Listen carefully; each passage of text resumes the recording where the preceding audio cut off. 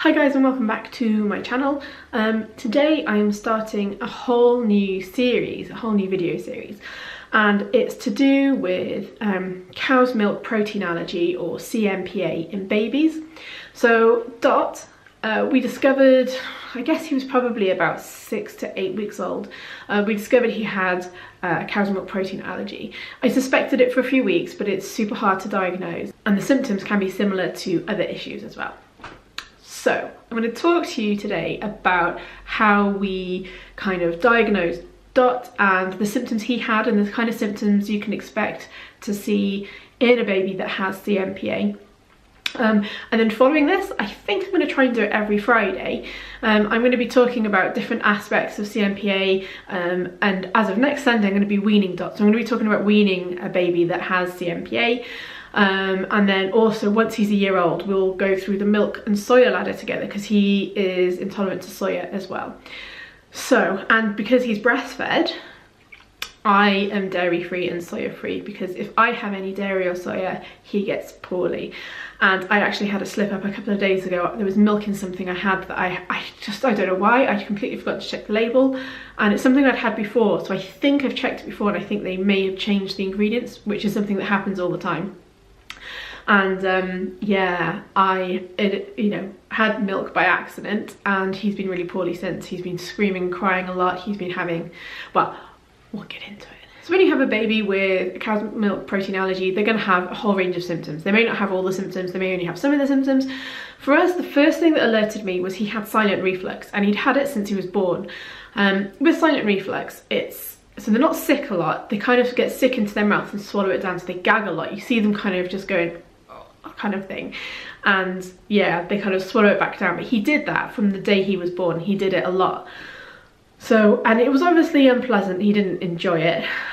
It's just, like your stomach acid or any milk in your tummy just coming like back up into your throat and then going back down. It's horrible. I actually had it a lot in pregnancy with him, especially as it sort of went further on in pregnancy. So that's one. That in itself can be a symptom of CMPA. Also, the baby may have a rash on their body. So he had a rash all over his tummy, and it just didn't go. And it wasn't like a scary rash, it wasn't like a meningitis rash, it wasn't petechiae or anything. It was just like, it looked almost like a heat rash, but it was a bit redder, I guess. So that was another thing. Also, babies with CMPA will have really vinegary smelling poos. Now, it's another reason I know he's flared up in the last couple of days since I had the milk by accident, is his poops have been stinking of vinegar, really, really, really strong smelling. And they tend to have very explosive poos as well. And again, his poos have just been all in his clothes. They've just been leaking straight out the nappy just can't contain them. They're very explosive. They get very windy with it as well, so that's another symptom. Lots and lots of gas, lots of wind. So yeah, it gives them just a really bad tummy. So they'll be crying a lot as well. That's another symptom.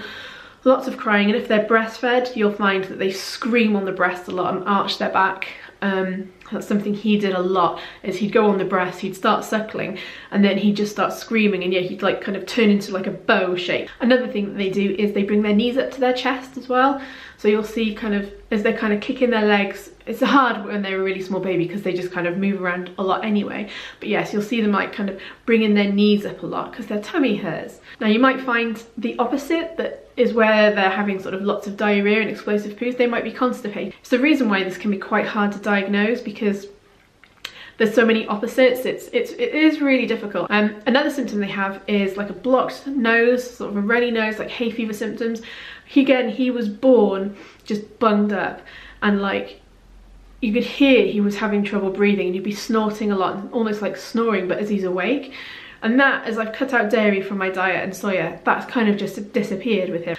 They can get eczema with it as well, that sort of doesn't improve with treatment, because obviously they're having the eczema because they're allergic to what they're consuming. And the other major symptom of CMPA is weight loss. And this is more with babies who have reflux as opposed to silent reflux, or where they're actually throwing up all the time, like proper projectile vomiting. What you find is that they're not gaining weight, because they're throwing so much up, they're not gaining weight. Now, some babies like Dot, and this is one of the reasons it was so hard to diagnose with him, because he didn't have the weight loss. He had a really good weight gain.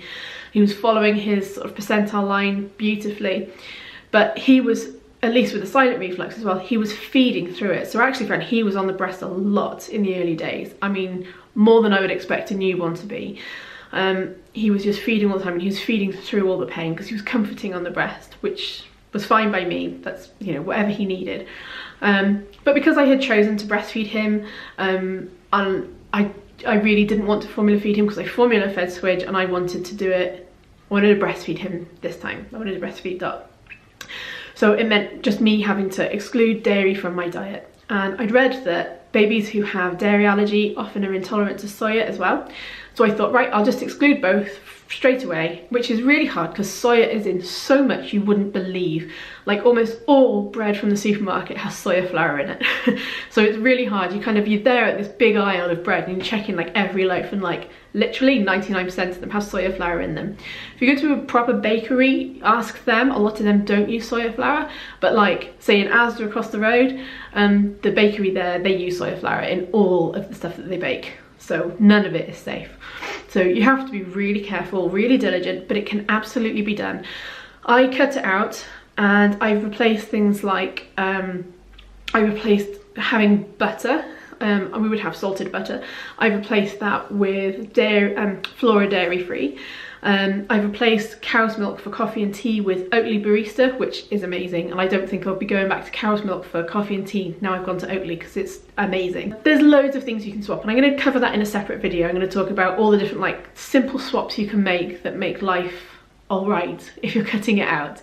The only thing to bear in mind is once you've cut it out for a long time yourself, once your baby like is weaned off the breast, you kind of have to follow a dairy ladder as well yourself. So again, I'll come to that in a completely different video. But for the most part, that's what you need to look out for with a baby with CMPA. So you're looking for really vinegary smelling poos, explosive, you're looking for a rash, you're looking for screaming and sort of writhing around in pain, reflux or silent reflux, yeah, skin issues like eczema, things like that is what you're looking for. And then go to your GP. Don't worry so much about your health, is that go to your GP. They'll probably prescribe you with Gaviscon or something to help the reflux. For the most part, it may not work. Go back to the GP and just keep pushing and pushing and pushing, and eventually you'll have allergy testing. But if you're breastfeeding, my advice, just cut out the dairy straight away. Cut out dairy and soya, retest with soya after a few weeks, just have a tiny bit and see what happens, and then you'll know if you need to exclude soya for good. But yeah, it's hard, but it's worth it. I would do the same over again, absolutely 100 times. So yeah, so if you're looking out for CMPA in your child, they're the things to look out for. Keep coming back to my channel. I'm going to be uploading videos like this every week, talking different aspects of CMPA as a breastfeeding mother, and with a baby that I'm weaning as well, because that's going to be a bit of a minefield as well. And I will do weaning diaries as well. We'll do some videos of his first taste of food that's obviously dairy free and stuff as well.